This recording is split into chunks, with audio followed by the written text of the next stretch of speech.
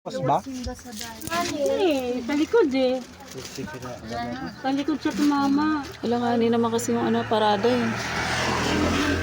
Hindi mo na agad ng mama na alam mo. Nanganin yung part niya. Sa likod ang tama.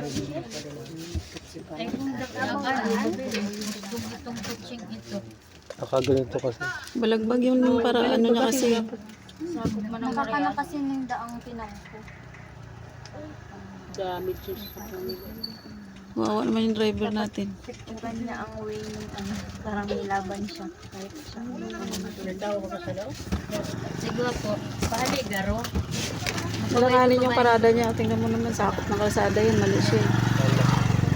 Kalsada nila yung pinaganon ang Kaya nga eh. ng pagkaparada.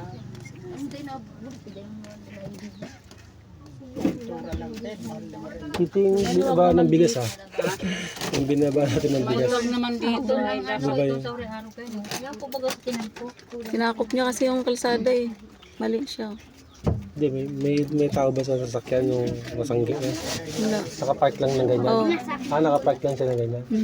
Walang tao yung sa loob. Kinakop niya kasi. Kala ko liliko. Pero mali pa rin. Kala ko liliko. Mali pa rin siya. Tingnan mo naman yung sinakop niya. Oh. Kaso wala naman nagmamaneho, nakapark lang na ganyan. Kahit na. Eh, wala naman tao sa loob eh. Pero kung nakapark, Kung nakapark lang, talaga.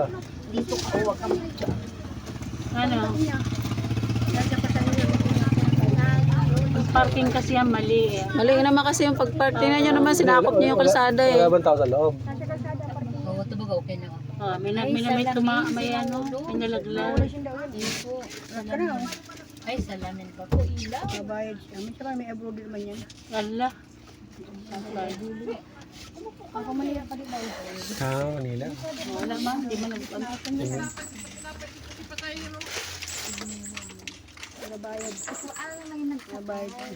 Babayad. naman siya nakaano, hindi niya nahilang siya nakapark.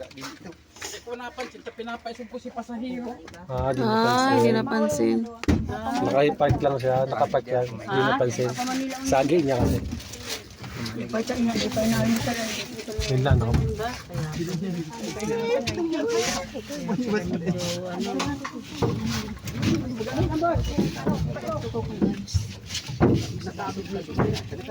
Hindi napansin, sabi niya nung kwarto.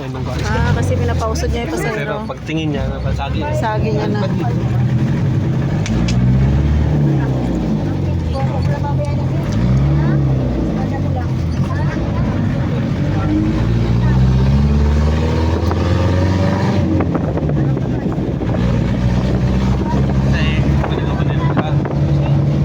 Pinasok niya yung pasahero.